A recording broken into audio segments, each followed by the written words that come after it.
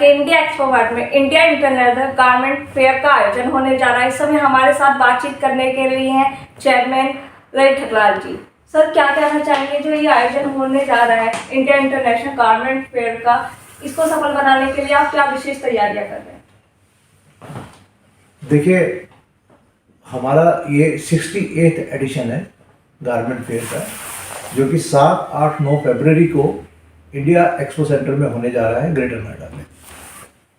इसके अंदर लगभग 450 से 500 पार्टिसिपेंट होंगे ऑल ओवर इंडिया से, और हमारे सिटी ऑफ अपैरल नोएडा से भी होंगे, उत्तर प्रदेश के सारे पार्टिसिपेंट होंगे। इसमें तिरुपुर से आएंगे लोग, लुधियाना से आएंगे, जयपुर से आएंगे, बॉम्बे से आएंगे।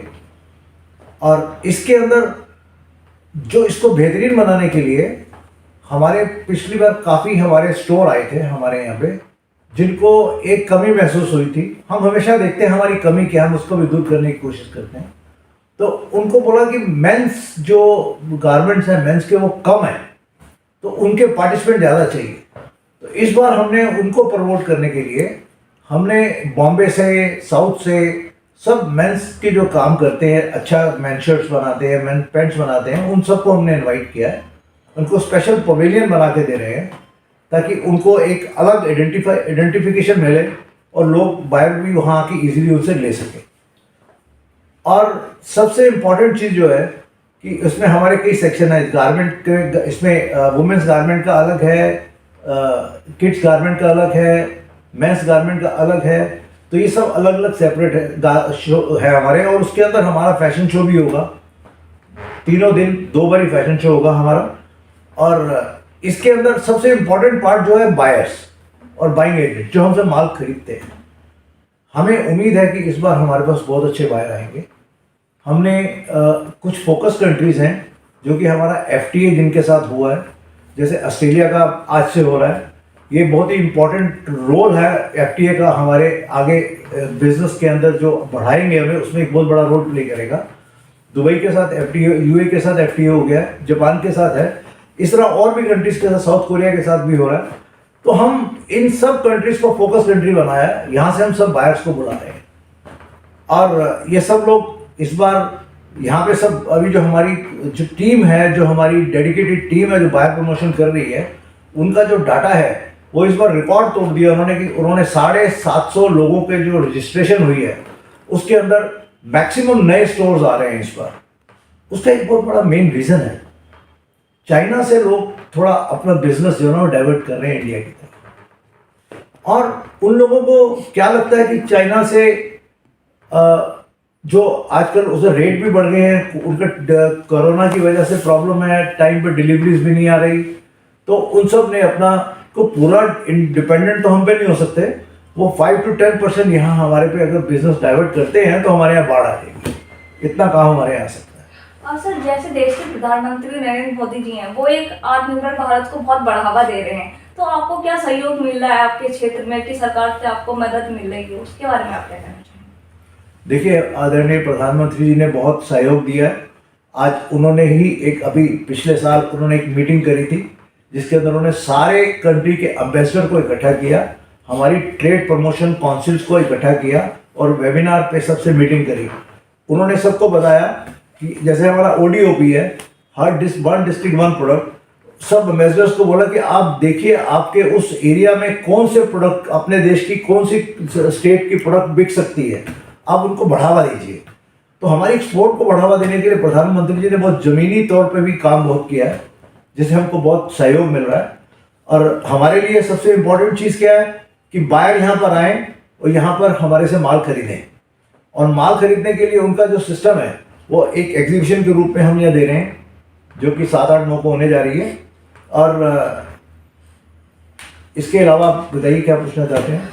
सर, जो हमारे CM हैं यहाँ योगी जी, तो वो भी बहुत सपोर्ट कर रहे हैं। प्रगति मैदान में भी वन डिस्ट्रिक्ट का आपने बात किया, प्रोडक्ट का बहुत सपोर्ट कर रहे हैं, तो उसके बारे में आप क्या कहना चाहेंगे? कितना ये कारगर साबित हो रहा है कि आपको विदेशों में पहचान मिल रही है? देखिए, सबसे इम्पोर्टेंट चीज़ जो हमारे आदरणीय मुख्यमंत्री जी है, आदरणीय योगी आदित्यनाथ जी, उन्होंने हमारे को वन डिस्ट्रिक्ट वन प्रोडक्ट के रूप में एक बहुत तोहफा दिया है। उसके अंदर हमारी जो गौतम बुद्ध नगर है वो सिटी ऑफ अपैरल है। कपड़े की, यहाँ कपड़े की सारे गारमेंट के बनते हैं, इसका उन्होंने एक इसको रिकॉग्नाइज किया है। और उन्होंने हमारे को एक अभी अपैरल पार्क सैंक्शन किया है जो हम 300 एकड़ में बना रहे हैं यमुना अथॉरिटी के साथ मिलके, यमुना एक्सप्रेस वे पे। तो वो उसके अंदर भी कम से कम 125 कारखाने लगेंगे और जहाँ पे उधर प्रोडक्शन जो है 10,000 करोड़ की प्रोडक्शन होगी और 3 लाख लोगों को रोजगार मिलेगा, 70% उसमें महिलाएं होंगी। ये योगी जी का जो एक सपना है कि हम पूरे उत्तर प्रदेश को गारमेंट हब बनाएं, क्योंकि गारमेंट इंडस्ट्री, एक टेक्सटाइल इंडस्ट्री एक ऐसी इंडस्ट्री है जो सबसे ज़्यादा रोजगार जो है प्रदान करती है, जिसकी वजह से उन्होंने गोरखपुर को भी सिटी ऑफ अपैरल बनाया। और आज हमारे अब यहाँ हम अपैरल पार्क बना रहे हैं, एक टेक्सटाइल पार्क 1000 एकड़ में हरदोई के पास लखनऊ रोड के ऊपर, वो वहाँ पर बनने जा रहा है, जिसका उन्होंने चयन कर लिया है जगह का, जो अभी सेंक्शन भी हो गया है, तो अब उस पर काम शुरू होगा। तो एक गारमेंट पूरा हब बनाने के लिए योगी जी ने एक बहुत बड़ी पहल की है जो अब सामने धरातल पे नजर आ रही है। सर, जैसा कि आपने कहा कि यमुना क्षेत्र में अपैरल पार्क का स्थापित होने जा रहा है, तो आपको क्या लगता है कि कितना कारगर साबित होगा वो क्लस्टर्स के लिए यहाँ? देखिए, किसी भी देश की, किसी भी इंडस्ट्री की बात करता हूं मैं, जो उन्नति, जो तरक्की एक क्लस्टर के रूप में होती है, वो इंडिविजुअल नहीं होती है। हमने देखा नोएडा के अंदर हमारी फैक्ट्रियां सब बिखरी हुई हैं, यहाँ कितनी प्रॉब्लम्स हैं। हालांकि प्रॉब्लम्स बहुत कम है लेकिन फिर भी बहुत लगती हैं।